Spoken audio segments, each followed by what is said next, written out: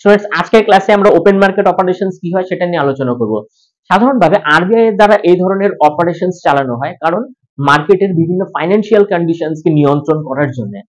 RBI এর কাছে যে গভর্নমেন্ট সিকিউরিটি থাকে, যাকে আমরা বন্ড বলি, সেটা বিভিন্ন সময় ব্যাংকের কাছে সেটা বাই অথবা সেল করে। আচ্ছা, এইভাবে বোঝা যাবে যখন আরবিআই কে মার্কেটে অনেক বেশি টাকা ইনজেক্ট করার আছে, মানে মার্কেটে ক্যাশ ফ্লো বাড়ানোর থাকবে, তখন আরবিআই ওই ব্যাংকের কাছে থাকা সিকিউরিটি গুলোকে কিনে নেবে, তার বদলে ব্যাংকে টাকা দেবে। এবার ব্যাংকের কাছে টাকা আসা মানে পাবলিকের কাছে টাকা বেড়ে যাওয়া।